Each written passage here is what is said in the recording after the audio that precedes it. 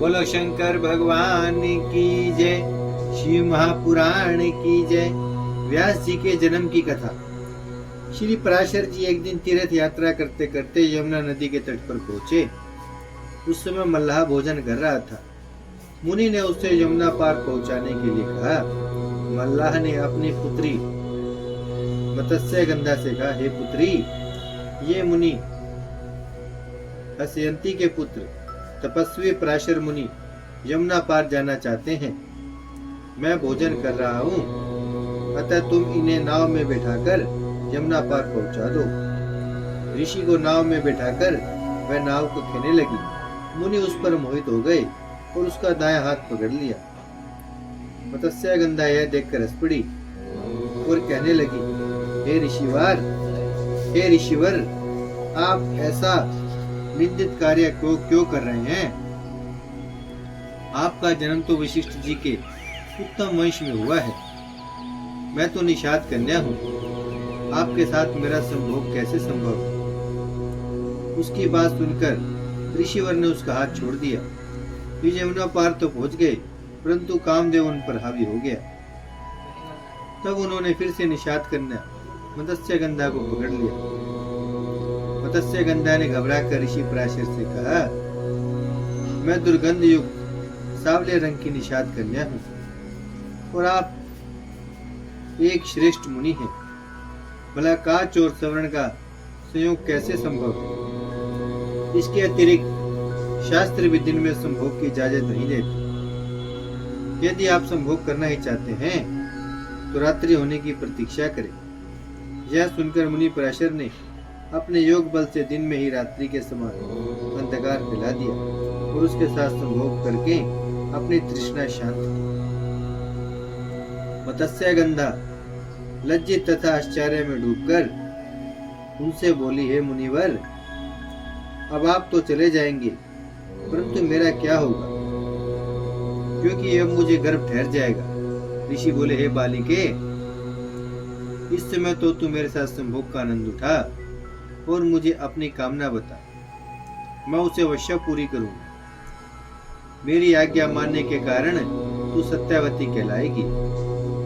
इस पर वह बोली, मेरे इस कार्य को माता पिता व अन्य कोई भी ना जान सके, मेरा कन्या धर्म समाप्त ना हो तथा मुझे आपके समान ही तपस्वी तथा शक्तिशाली पुत्र प्राप्त हो।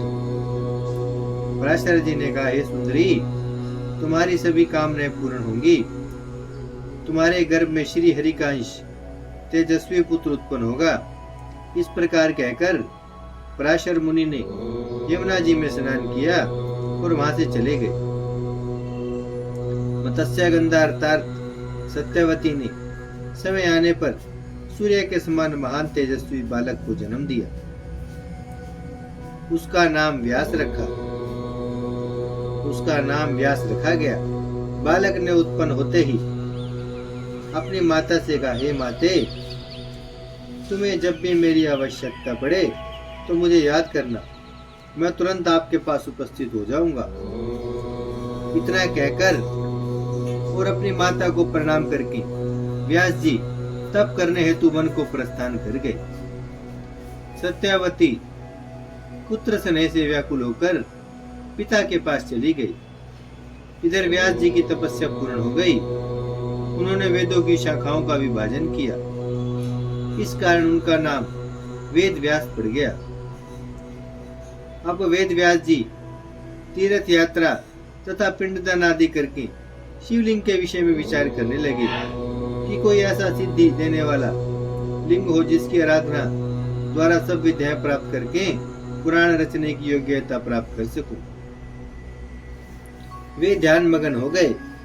कुछ समय पश्चात उनका ध्यान टूटा तो वे बोले, मुझे ज्ञात हुआ है कि धर्म, अर्थ, काम, मोक्ष प्रदान करने वाले इस अविंडक महाक्षेत्र में मध्यमेश्वर शिवलिंग स्थापित है। इसके अतिरिक्त काशी में और कोई ऐसा शिवलिंग नहीं है। यह लिंग सभी की मनोकामनाएं पूर्ण करता है, इसलिए मैं इसी लिंग की पूजा करूंगा। इसके कारण मैं भी पुराणों का निर्माता बन जाऊंगा। यह विचार करने के बाद गंगा स्नान करने के बाद वेद व्यास जी व्रत करने लगे। उसी समय मध्यमेश्वर शिव जी के दर्शन हुए एवं बालक रूप में भगवान शिव ने व्यास जी से कहा, मैं तुम्हारे कंठ में स्थित रहूंगा। तुम इतिहास वेता, वेद पुराण आदि का निर्माण के वाले, तुम इतिहास वेता, वेद पुराण आदि का निर्माण करने वाले तथा संपादन करने वाले बन जाओगे।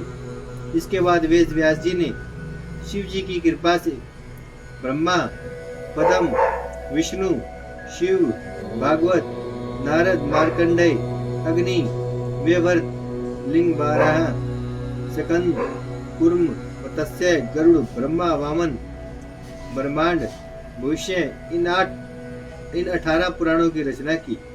इस कथा के श्रवण से समस्त पाप नष्ट हो जाते हैं। बोलो शंकर भगवान की जय, शिव महापुराण की जय। भजमन नारायण नारायण नारायण, श्रीमन नारायण नारायण नारायण, लक्ष्मी नारायण नारायण नारायण, सत्य नारायण नारायण नारायण, भजमन नारायण श्रीमन नारायण, लक्ष्मी नारायण सत्य नारायण, भजमन नारायण नारायण नारायण। बोलो शंकर भगवान की जय, शिव महापुराण की जय।